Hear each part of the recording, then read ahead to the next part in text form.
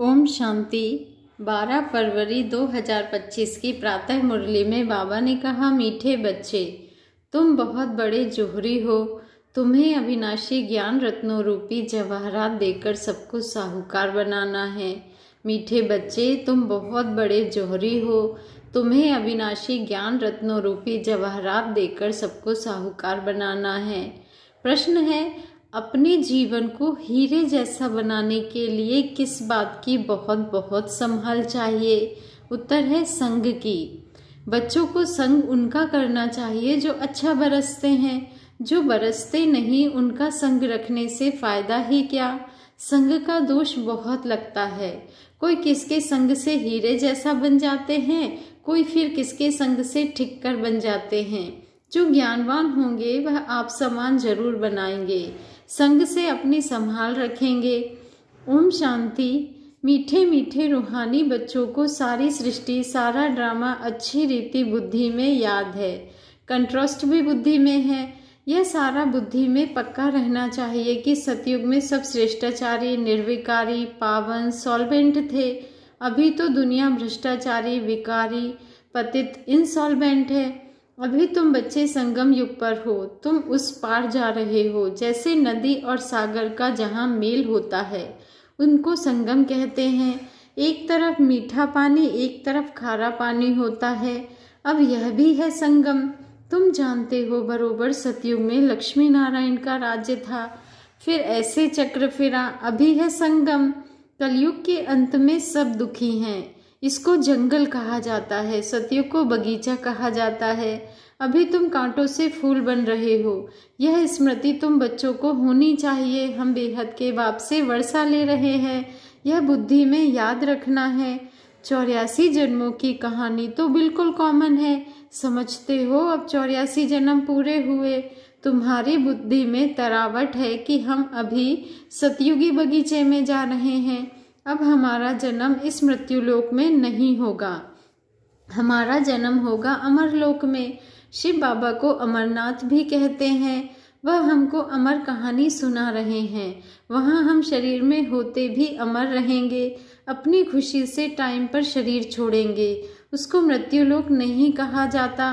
तुम किसको भी समझाएंगे तो समझेंगे बरोबर इनमें तो पूरा ज्ञान है। सृष्टि का आदि और अंत तो है ना।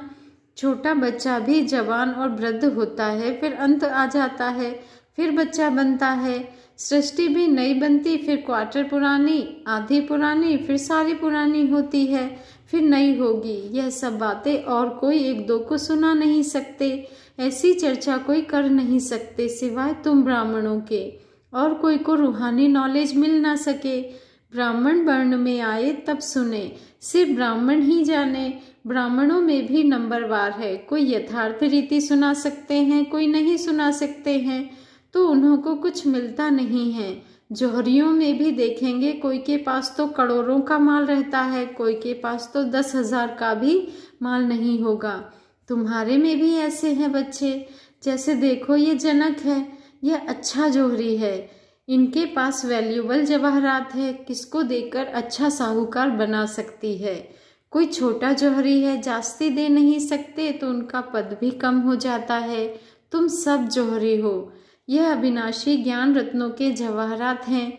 जिसके पास अच्छे रत्न होंगे वह साहूकार बनेंगे, औरों को भी बनाएंगे। ऐसे तो नहीं सब अच्छे जौहरी होंगे। अच्छे अच्छे जौहरी बड़े बड़े सेंटर्स पर भेज देते हैं। बड़े आदमियों को अच्छी जवाहरात दी जाती है। बड़े बड़े दुकानों पर एक्सपर्ट रहते हैं। बाबा को भी कहा जाता है सौदागर रत्नाकर। रत्नों का सौदा करते हैं, फिर जादूगर भी है, क्योंकि उनके पास ही दिव्य दृष्टि की चाबी है। कोई नौधा भक्ति करते हैं तो उनको साक्षात्कार हो जाता है। वहाँ वह बात नहीं है। यहाँ तो अनायास घर बैठे भी बहुतों को साक्षात्कार होता है। दिन प्रतिदिन सहज होता जाएगा। कईयों को ब्रह्मा का और श्री कृष्ण का भी साक्षात्कार होता है। उनको कहते हैं ब्रह्मा के पास जाओ, जाकर उनके पास प्रिंस बनने की पढ़ाई पढ़ो। बाबा कहते हैं वह पवित्र प्रिंस प्रिंसेस चले आते हैं ना। प्रिंस को पवित्र भी कह सकते हैं, पवित्रता से जन्म होता है ना। पतित को भ्रष्टाचारी कहेंगे। पतित से पावन बनना है या बुद्धि में रहना चाहिए, जो किसको समझा भी सको। मनुष्य समझते हैं यह तो बड़े सेंसिबल हैं। बोलो, हमारे पास कोई शास्त्रों आदि की नॉलेज नहीं है, यह है रूहानी नॉलेज जो रूहानी बाप समझाते हैं। यह है त्रिमूर्ति ब्रह्मा विष्णु शंकर। यह भी रचना है, रचयिता एक बाप है, वह होते हैं हद के क्रिएटर। यह है बेहद का बाप, बेहद का क्रिएटर। बाप बैठकर पढ़ाते हैं, मेहनत करनी होती है।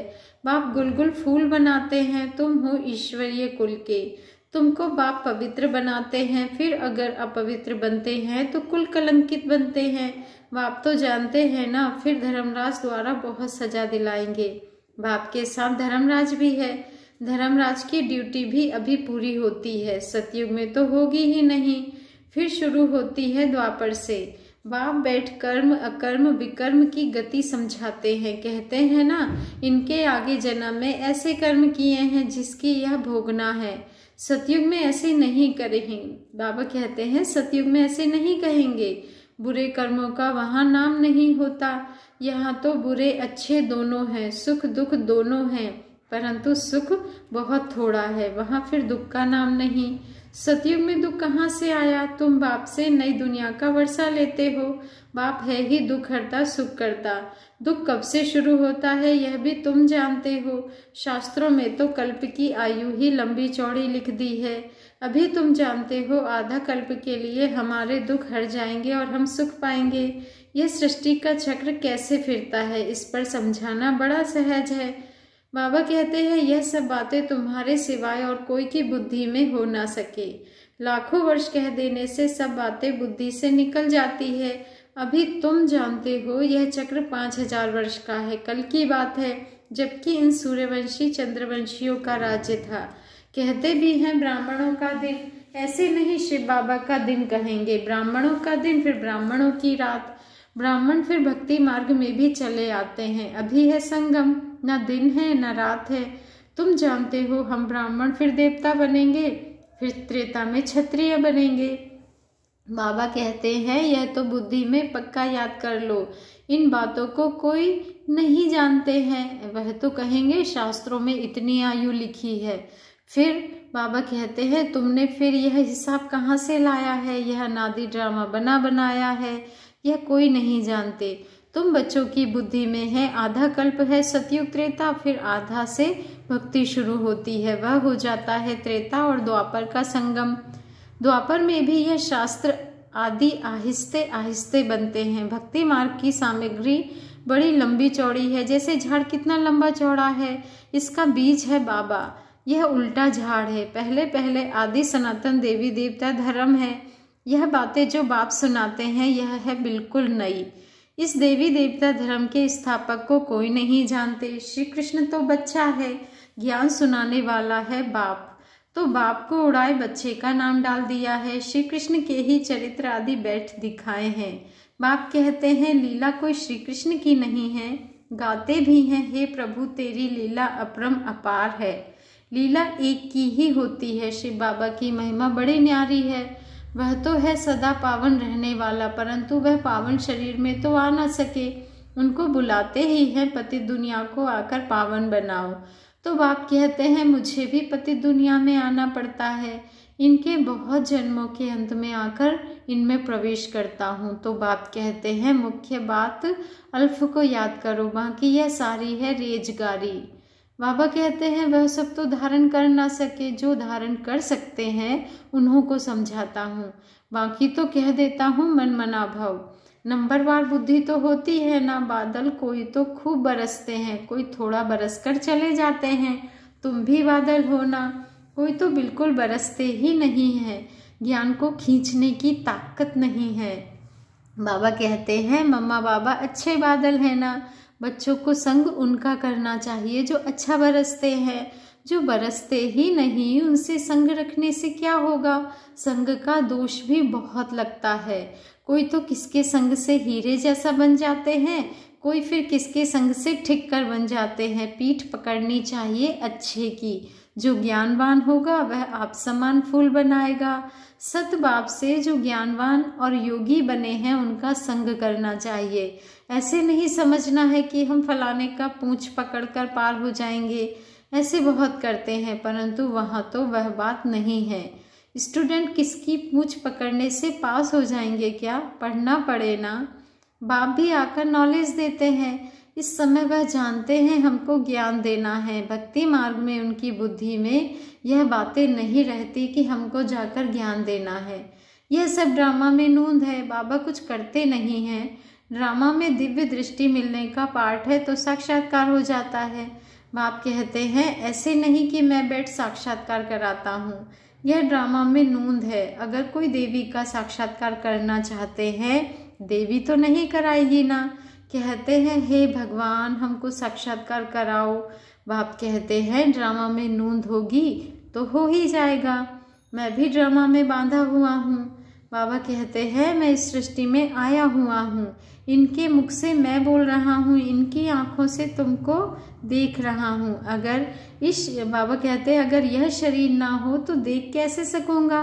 पति दुनिया में ही मुझे आना पड़ता है। स्वर्ग में तो मुझे बुलाते ही नहीं है, मुझे बुलाते ही संगम पर है। जब संगम युग पर आकर शरीर लेता हूँ तभी देखता हूँ। निराकार रूप में तो कुछ देख नहीं सकता हूँ। ऑर्गन्स बगैर आत्मा कुछ भी कर ना सके। बाबा कहते हैं मैं देख कैसे सकता, चुरपुर कैसे कर सकता बगैर शरीर के। यह तो अंधश्रद्धा है। जो कहते हैं ईश्वर सब कुछ देखता है, सब कुछ वह करते हैं, देखेगा फिर कैसे? जब ऑर्गन्स मिले तब देखे ना। बाप कहते हैं अच्छा या बुरा काम ड्रामा अनुसार हर एक करते हैं। नूंद है। मैं थोड़े ही इतने करोड़ों मनुष्यों का बैठ हिसाब रखूंगा। मुझे शरीर है तब सब कुछ करता हूँ।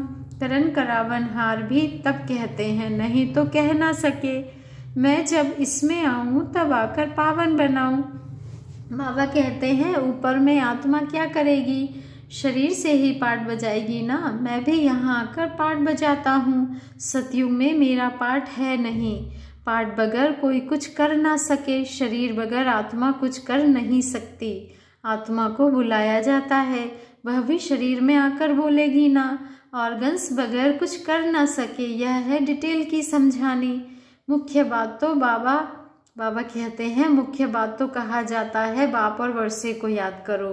बेहद का बाप इतना बड़ा है, उनसे वर्षा कब मिलता होगा यह कोई जानते नहीं। कहते हैं आकर दुख हरो सुख दो भगवान, परंतु कब यह किसको पता नहीं है। तुम बच्चे अभी नई बातें सुन रहे हो। तुम जानते हो हम अमर बन रहे हैं, अमरलोक में जा रहे हैं। तुम अमरलोक में कितना बार गए हो? अनेक बार। बाबा कहते हैं इसका कोई अंत नहीं होता बच्चे। बहुत कहते हैं बाबा क्या मोक्ष नहीं मिल सकता? बोलो नहीं, यह अनादि अविनाशी ड्रामा है। यह कभी विनाश नहीं हो सकता है। यह तो अनादि चक्र फिरता ही रहता है। तुम बच्चे इस समय सच्चे साहिब को जानते हो। बाबा ने कहा बच्चे तुम बच्चे इस समय सच्चे साहिब को जानते हो। तुम सन्यासी हो ना, वह फकीर नहीं। सन्यासियों को भी फकीर कहा जाता है। तुम तो राज ऋषि हो, ऋषि को सन्यासी कहा जाता है। अभी फिर तुम अमीर बनते हो। भारत कितना अमीर था, अभी कैसा फकीर बन गया है। बेहद का बाप आकर बेहद का वर्षा देते हैं।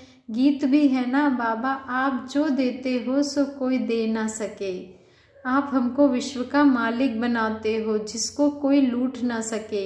ऐसे ऐसे गीत बाबा कहते हैं ऐसे ऐसे गीत बनाने वाले अर्थ नहीं सोचते।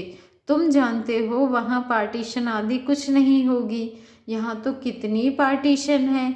वहाँ आकाश धरती सारी तुम्हारी रहती है। तो इतनी खुशी बच्चों को रहनी चाहिए ना। हमेशा समझो शिव बाबा सुनाते हैं, क्योंकि वह कभी हॉलीडे नहीं लेते, कभी बीमार नहीं होते। याद शिव बाबा की ही रहनी चाहिए। इनको कहा जाता है निरहंकारी। मैं यह करता हूँ, मैं यह करता हूँ, यह अहंकार नहीं आना चाहिए। सर्विस करना तो फर्ज है, इसमें अहंकार नहीं आना चाहिए। अहंकार आया और गिरा, सर्विस करते रहो। यह है रूहानी सेवा, बाकी सब है जिस्मानी सेवा। अच्छा मीठे मीठे सिकी लधे बच्चों प्रति माता पिता बाप दादा का याद प्यार और गुड मॉर्निंग।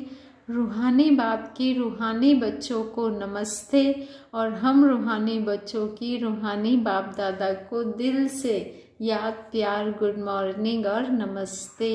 शुक्रिया बाबा, शुक्रिया। धारणा के लिए मुख्य सार है, फर्स्ट पॉइंट है, बाप जो पढ़ाते हैं, बाबा ने कहा बाप जो पढ़ाते हैं उसका रिटर्न गुलगुल फूल बनकर दिखाना है। मेहनत करनी है बच्चे, मेहनत करनी है।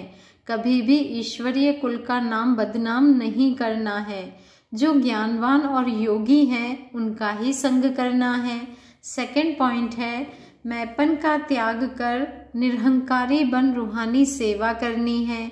इसे अपना फर्ज समझना है, अहंकार में नहीं आना है। वरदान है, व्यर्थ को भी शुभ भाव और श्रेष्ठ भावना द्वारा परिवर्तन करने वाले सच्चे मर्जीवा भव। व्यर्थ को भी शुभ भाव और श्रेष्ठ भावना द्वारा परिवर्तन करने वाले सच्चे मर्जीवा भव। आज का स्वमान है, मैं सच्ची मर्जीवा आत्मा हूँ। मैं व्यर्थ को भी शुभ भाव और श्रेष्ठ भावना द्वारा परिवर्तन करने वाली सच्ची मर्जीवा आत्मा हूँ। मैं सच्ची मर्जीवा आत्मा हूँ। बाप दादा की श्रीमत है, बच्चे व्यर्थ बातें न सुनो, न सुनाओ और न सोचो। सदा शुभ भावना से सोचो, शुभ बोल बोलो, व्यर्थ को भी शुभ भाव से सुनो। बाबा ने कहा व्यर्थ को भी शुभ भाव से सुनो। शुभ चिंतक बन बोल के भाव को परिवर्तन कर दो। सदा भाव और भावना श्रेष्ठ रखो। स्वयं को परिवर्तन करो, ना कि अन्य के परिवर्तन का सोचो। स्वयं का परिवर्तन ही अन्य का परिवर्तन है। इसमें पहले मैं, इस मर्जीवा बनने में ही मजा है। इसी को ही महाबली कहा जाता है। इसमें खुशी से मरो, यह मरना ही जीना है। यही सच्चा जियदान है। स्लोगन है, संकल्पों की एकाग्रता श्रेष्ठ परिवर्तन में फास्ट गति ले आती है। संकल्पों की एकाग्रता श्रेष्ठ परिवर्तन में फास्ट गति ले आती है। आज बाबा ने अव्यक्त इशारा दिया है, एकांत प्रिय बनो, एकता और एकाग्रता को अपनाओ। बाबा ने कहा संगठन की शक्ति जो चाहे वह कर सकती है। संगठन की निशानी का यादगार है 5 पांडव। एकता की शक्ति, हाँ जी विचार दिया, फिर एकता के बंधन में बंध गए। यही एकता सफलता का साधन है। बाबा ने कहा यही एकता सफलता का साधन है। अच्छा, ओम शांति। शुक्रिया बाबा, शुक्रिया।